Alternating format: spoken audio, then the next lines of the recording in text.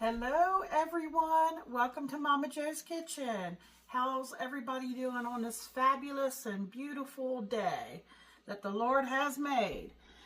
Hey, today I wasn't going to do a video because I did a video yesterday, if you all saw that, and that's a really a good video. I think you would really like the recipe. I made beef lo mein noodles and my husband absolutely loved them.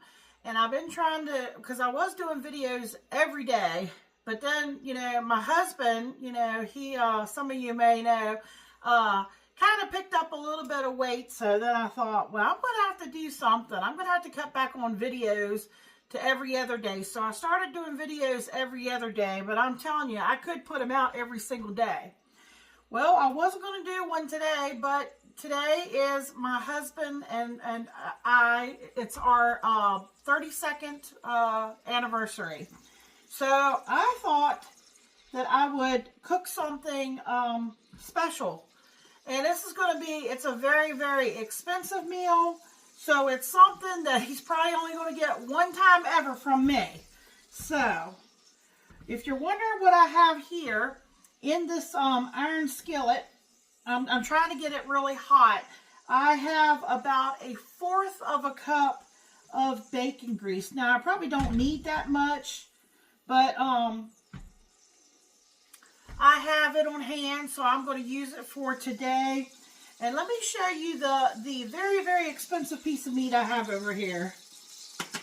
When I say expensive, it's expensive because it is the beef tenderloin.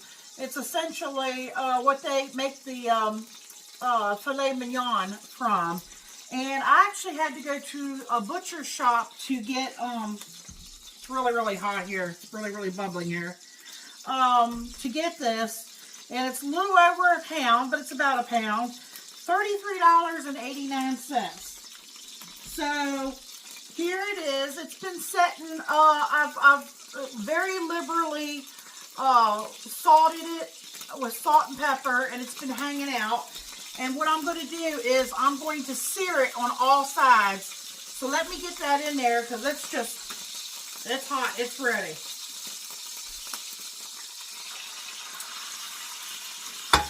Okay, so in order to sear it, I'm going to leave it there. I'm going to give it, because I'm very, nervous, and I like to turn things when I don't need to. I'm going to set my timer. Let's just start at 3 minutes. 3 or 4 minutes per side, because we want to get a nice char on each side. So what I'm going to do is keep turning it. What am I making today? Well, I am attempting. I have a lot of other ingredients I'll discuss with you. I am attempting to make beef Wellington. So yeah, I've got the mushrooms here. They've already been washed, and I have them hanging out on a paper towel, and I've got another paper towel on top blotting them out, and you'll need a pound because we're going to end up putting them in my food processor, along with some shallots, some fresh garlic, some fresh thyme, and we will get that blended down. And I don't know if you're familiar with beef Wellington. Essentially what they do is they take and lay out, after you sear your meat, you lay out strips of prosciutto, kind of overlap each other. You make a mushroom paste, and you put the mushroom paste over the prosciutto. You take your seared meat and you baste it with mustard, but you don't have to. You could use something else if you would like. And then you wrap it up in the prosciutto mushroom, and then we put a puff pastry on it. And then I'm going to shape it, form it with the plastic wrap you'll see. And I'll probably stick it in the refrigerator to let everything kind of set up a little bit before I bake it. So I know it seems like a lot. It's not really that hard. It doesn't look that hard. It's just a matter of, having to do a bunch of different steps. So I'm going to get this seared on every side. So here in just a second, I'll turn it to the other side. And I'll make sure I get these ends, both of these ends too. And I'll get that seared, and then I'll bring you all back, and we'll go to the next step. Okay, we'll be right back.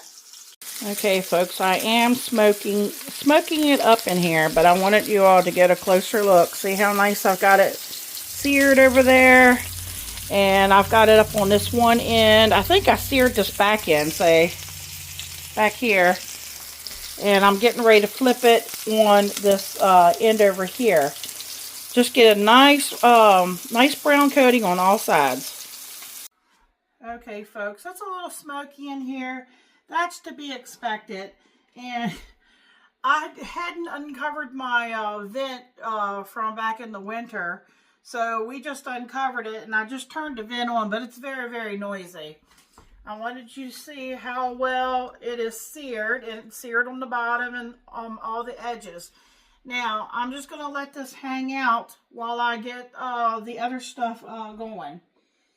And that same iron skillet back here, I poured off, you know, any leftover grease that was in there because it has essentially, you know, turned black, and we don't want that. I'm going to use the same pan for my mushrooms, but I wiped it out. But there is a little bit of you know, residue from where the meat was searing. We want that because that, you know, will actually help to, you know, season, flavor our mushrooms. So remember I told you I have the mushrooms, a pound of them already, you know, cut. They were pre-sliced. All I did was rinse them really, really well. And then I took them out and laid them on a paper towel. And we're going to put them in here, but before I put them in, I've got 3 cloves of garlic that I have peeled and just mashed, and it's going to get chopped up in here finer. And then I would say this is about a tablespoon of fresh organic thyme, and that was just what they had on hand. Now, you could use dry thyme, but I would go less because it's stronger, maybe like a teaspoon. But since I've got fresh, I would guess this is just about a tablespoon.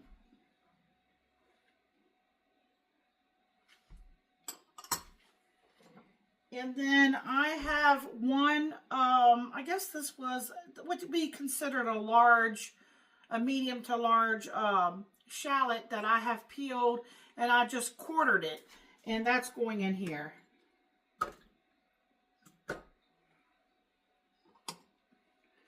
Okay, I'm going to put this in my processor back here. It makes a lot of noise. I don't want you all to hear that, but I'm going to get this kind of chopped up where I want it. Then I'm going to get my mushrooms put in here, and it's all going to come together. After I do that, I'll bring you back and we'll go to the next step. All right, my camera decided to start without me. Okay, here is what this looks like. You want to grind it down as fine as you can get it. You know, that seems like I could have probably went with maybe even less paste. We'll see how thick it is when I say paste, less mushroom, because that was a whole pound. That's a smaller piece of beef. Now, typically, you know, if you wanted to do a larger one, I think that would be more ideal. And I have my prosciutto. It's in the refrigerator. I don't want to get it out quite yet. I'm using that same skillet, and I have 2 tablespoons of butter in there right now, melting. And what we're going to do now is, remember I had the shallot, and I had the fresh thyme, and I had the fresh garlic in there, and now I'm in the mushrooms, and I've made it as small as I can get it. Now it's going to take a little bit, but what we're going to do is I'm going to start to cook it here, and you know, there's a lot of water, you know, in your mushrooms. We got to release that water and let it start to dry out. But I want to season it a little bit here.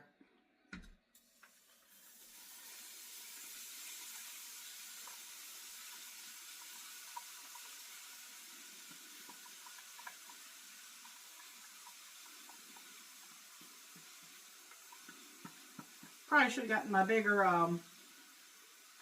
spatula out.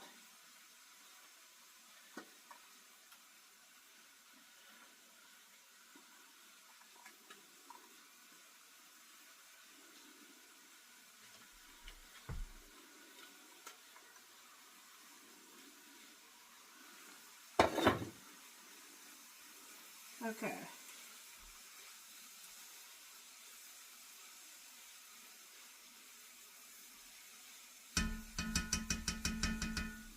I think what I'm going to do here is I'm going to let it cook with this. You saw I had a little butter in here.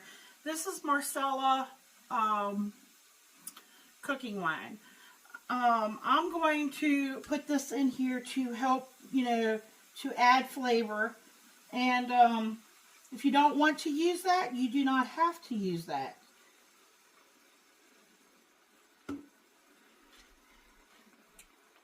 And I guess we could add a little salt and pepper if we wanted to at this time.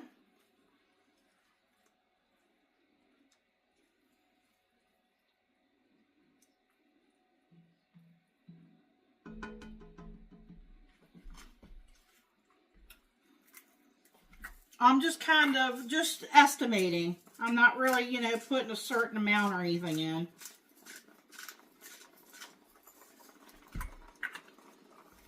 Might turn my heat down a little bit.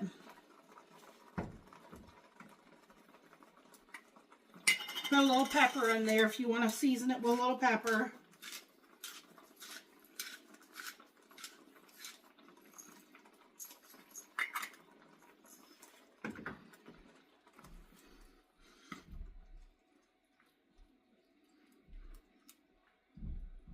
Now I'm going to keep cooking this until that all reduces down and it looks dry.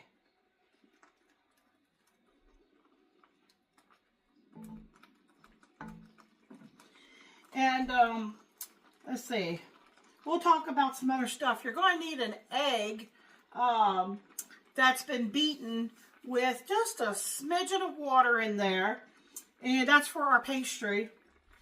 And then if you're using the mustard, you'll need a pastry brush, and it's stuck in there. And you know, we'll use that for coating our meat. So yeah, you don't want to sit here and watch this part. I'm going to let it reduce down and get it as dry as I can get it, and then I'll bring you back. Alright folks, I wanted to give you all a little closer look. I want you all to see there's still a little bit of liquid in here. You do have to be patient because it takes time to reduce down. I'm saying I'm about 10 minutes in, but see, it's like almost completely, you know, the liquid's almost completely all absorbed. So, you know, I did end up using, see how it's bubbling right here? I did end up using about a half a cup of the Marcella. Now you could cut that down to a fourth. And like I said, I may not even need all this mushroom paste. We'll see. I mean, I'm going to spread it out on the prosciutto. But, you know, that would probably be for, you know, a larger piece of meat. And that's a pound, believe it or not. You know, so if you were making a larger you know, beef Wellington, I would definitely go with the pound of sliced mushrooms. See, I've almost got all the liquid here absorbed. And I'm getting ready to take this off and, you know, let it cool a little bit, you know, before I try to attempt the next step. Our next step is going to be, I'm going to take some plastic wrap and I'm going to spread out a nice piece of plastic wrap, and I won't put my prosciutto out until this mushroom mixture is cooled off just a little bit, because you know you want to work with your prosciutto while it's still, you know, cool, so it doesn't, you know, tear on us and everything.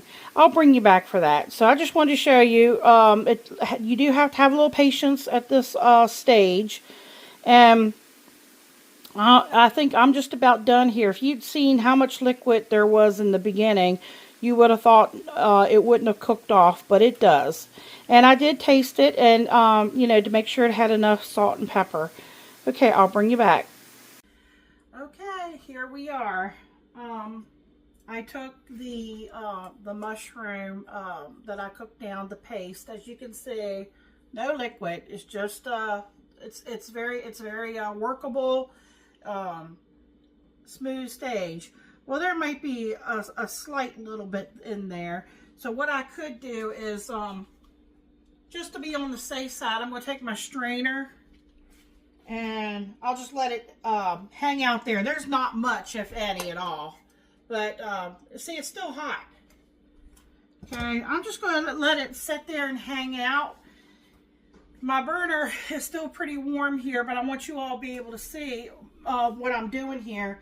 I have my meat block here, and I have a long piece of plastic wrap here.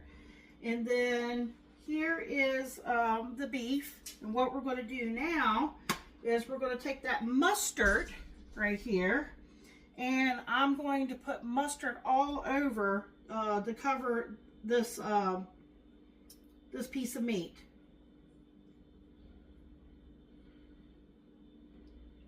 You know, very liberally. I'm going to be generous. You know, Michael's a fan of mustard, you know.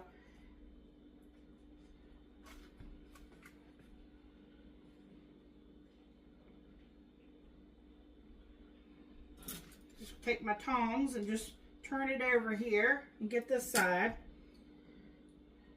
My stove needs a good cleaning after all that searing.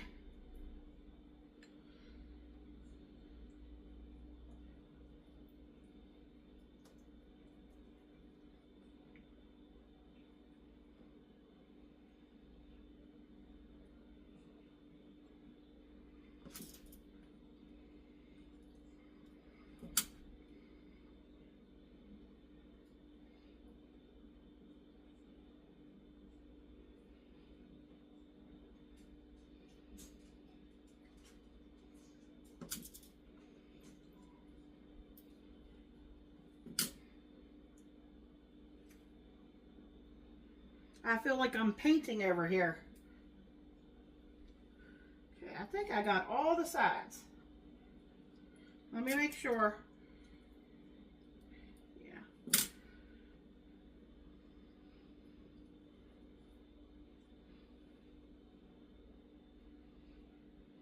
Okay, I didn't even, probably put too much mustard in there. Probably only needed about maybe 2 tablespoons. Okay, so now what we're going to do, I'm going to rinse this because I need it for the egg wash.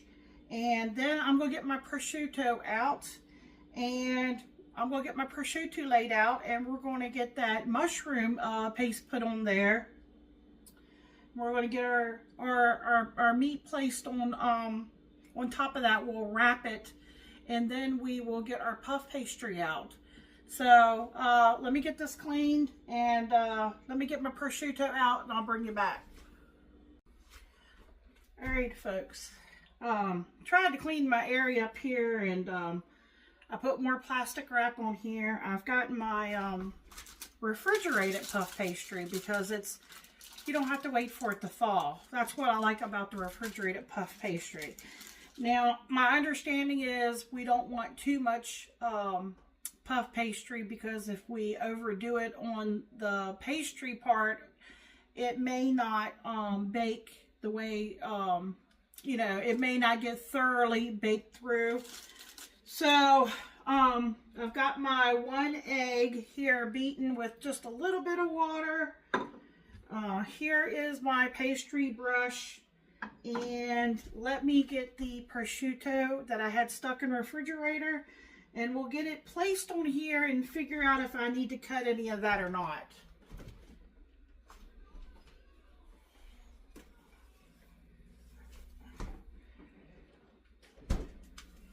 Okay, here it is. I guess as soon as air hits that prosciutto, it starts to what's the word I'm looking for? Turn the meat a different color. I'm gonna take my glasses off here so I can see what I'm doing here a little bit better. Trying to get it unwrapped here, and okay, here we go. I'm gonna just kind of place it. Probably, I guess it doesn't really matter which side you put it on there. Like so. Let me get my rag here. My hands are a little messy. Now, I'm just going to take some of my egg wash and just kind of go around my piece of meat. Just like so.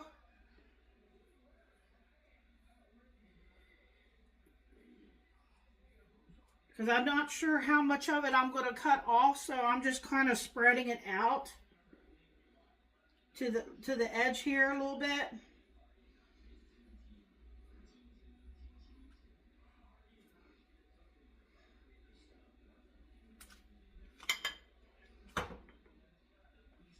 Okay. Hopefully it doesn't stick too much here to my plastic wrap. Okay, I'm just kind of bringing it up and over.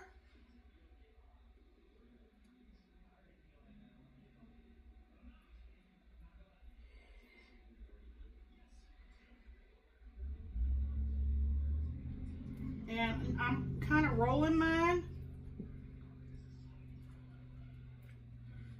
Let me turn it so I can see what I'm doing here.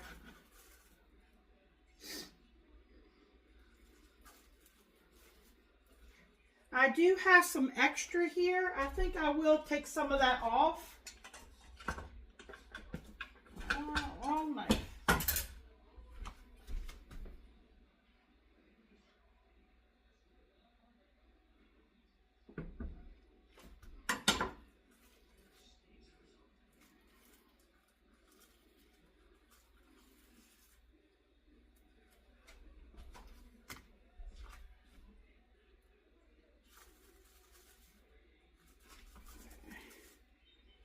All right, I'm just bringing my ends up.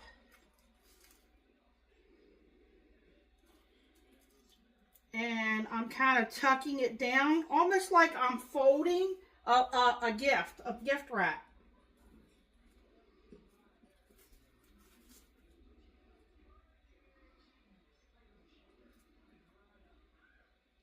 I think that's going to be my bottom side.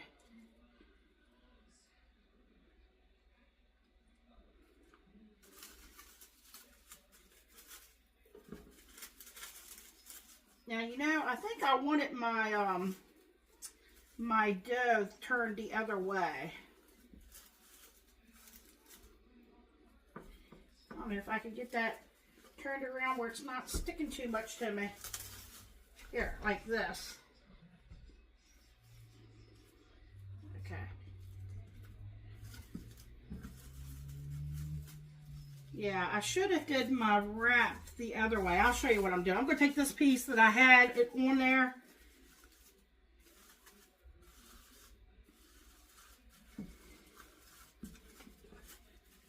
Okay, I'm trying to kind of bring it up tight, and I'm going to twist the ends.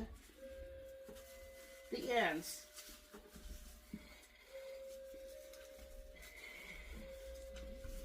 me see if I can.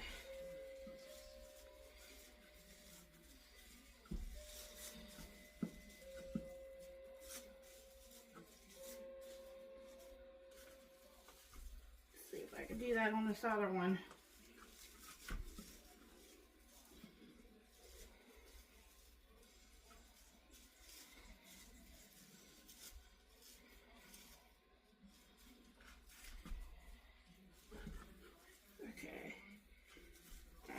if y'all can kind of see that.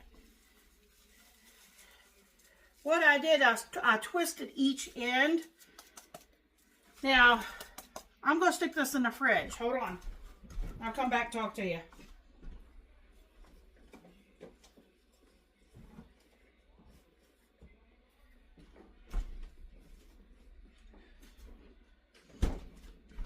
Okay. Allow yourself, if you're going to make this is something like, even with the beef part, you could, you know, salt it and, you know, the night before if you wanted to. But I think I had plenty of time. I let mine hang out, you know, when in the very beginning where you saw that I salt and peppered it. And I just kind of let it hang out there. What I'm doing now, because you saw all these steps, it is a lot of work. I have it sitting in the refrigerator now. I'm going to let it kind of get cold and firmed up. I tried to twist the ends. I should have had my meat instead of this way, long ways. Remember, my plastic wrap was long this way. I should have had it the other way. I did kind of get it turned around, and I put that other piece of plastic that I took off and just brought the, you know, wrapped it, and then just twist the ends, you know, twist it and turn it under. So that'll give it time to kind of set up a little bit. So I'm going to probably give it maybe an hour. You know, you could go 2 hours. It's still real early in the day. I think it's only about 1 o'clock. So, yeah, I've got other things I want to fix for Michael to go along with this. And it's going to go into the oven. When it comes out, what I'll do is I'll put it on this baking pan on this parchment paper, and I will cut some. I will brush my left. I got egg, so don't throw that out. I'll brush it with some egg, and I will cut some vents, a little bit of vents on the top, and it's going to go in a preheated 400 and probably 25 degree oven. Now, it is supposed to be served medium or medium rare. I do not like food that's not cooked well done, but Michael doesn't mind eating, you know, red meat. So he will probably be happy with it being medium, probably medium more than medium rare. He used to do medium rare. So, I'm probably going to leave it in there. If you do 30 minutes at 425, that will probably give you a medium rare. I'm probably going to leave it in 45, maybe 50 minutes, but we also got to keep an eye on the top of our pastry. If it gets to getting too brown, I could always put a little piece of tin foil over it, or I could turn my oven down, you know, but I really don't want to turn my oven down. And, yeah, that's the way you serve it. You cut into it, you look, it's supposed to be really, really red. So, okay, let me, it'll just be a few seconds for you, but I'm going to get some other stuff done and put together for the rest of his meal, and I'll bring you all back. All right, folks, here's what she looks like. And if I had left it in the refrigerator even longer, I think it would have set up, you know, gotten more firmer. It's still pretty soft to the touch. I'm going to score, you know, some lines across here, because I want to be able to let, you know, some of the steam come out of here. I'm just kind of going at a little angle, diagonal cross here.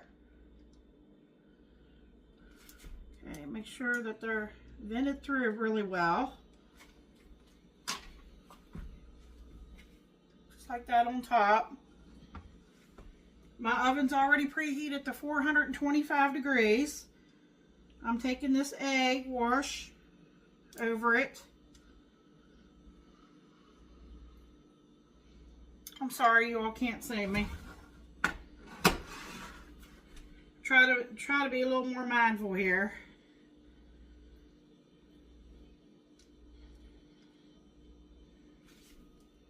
Just getting the sides. Turn it a little bit so I can see what I'm doing.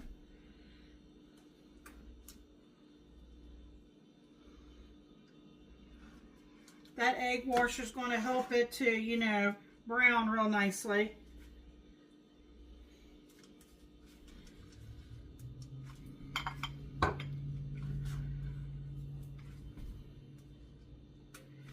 Okay, it's going in.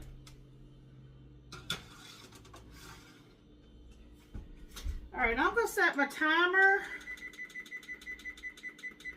probably 40 minutes. And I will come look, kind of, you know, keep an eye on it. I won't open the door. I will leave it, you know, in there like it is. Now, I am making some sides for Michael, so I might put that on a different video.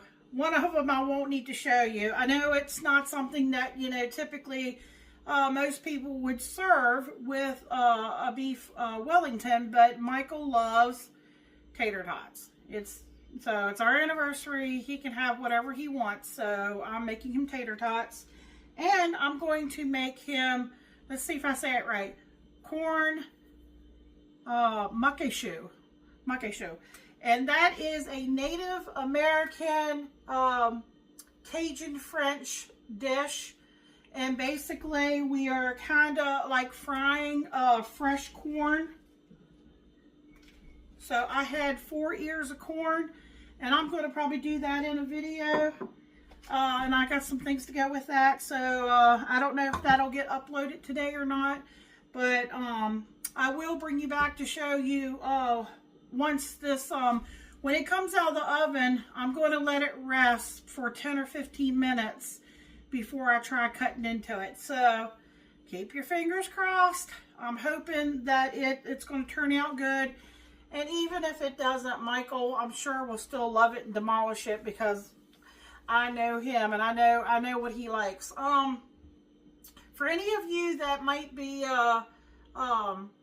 you know, Christians out there that, you know, believe in the power of prayer, if you don't mind, I'm asking for prayer for my daughter, Christy. She's the oldest of my 3 children that, you know, they're all adults now. And she's might have to have emergency surgery today. She has a hernia, and you know, she's had one for a while apparently, but this time when she had a real bad cold, she had a real bad coughing spell, and you know, everything got pushed kind of out and didn't, you know, go back in. So she's in a lot of pain, and, you know, anytime you go under, you know, the knife, her husband, you know, is with her, and our grandsons are going to be here with us. So I'm just asking for prayers for healing, prayers for safety, and I really appreciate it. And I thank you all so much for, you know, staying and watching the video, and for all of my subscribers out there. I really appreciate, Michael and I both really appreciate all of you. So, yeah, I'll bring you back here, but like I said, let's let this, cook in the oven. It's supposed to be medium to medium rare. I'm thinking it's going to more be medium, by the time, you know, it depends on how brown it is too. Because if I can leave it in a little longer, that's just my preference. But, yeah, you're supposed to eat it like that. So, okay, well, that's enough talking. And like I said, if you want to look for the other video, I might post it this evening, or I might post it on another day. Because, you know, Easter's coming up. And Sunday, you know, we have family to go to. And it's going to be a busy day. So, I might try to save a video, you know, do it up ahead of time and post one on Sunday. Because I've been doing every other day. But I did one yesterday, and I did one today, so it's, you know, oh, and I also have another Easter, would be perfect for Easter, but I don't know if I'm going to get it up before Easter or not. If not, it makes an excellent excellent dessert for all summer long. It's a favorite in the family.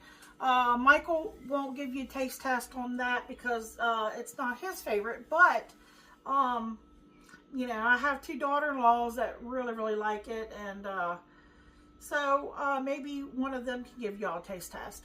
Okay, folks, I will talk to you in a little bit. Thanks.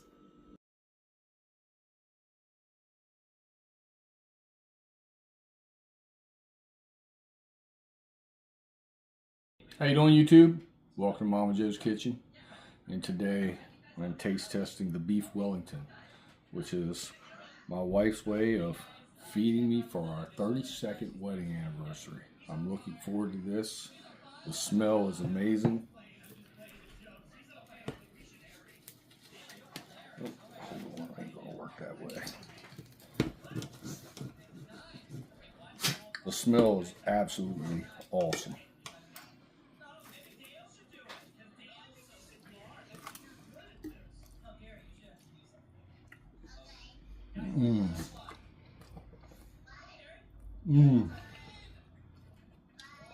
The flavors, I don't even know how to explain it. The texture of the beef is You're like at perfect. 48, 49 seconds, honey. 2 thumbs up, like, comment, share, subscribe. This is absolutely awesome. Come back and check out my comments on this one. This is worth it. 2 thumbs up, like, comment, share, subscribe. Thank you.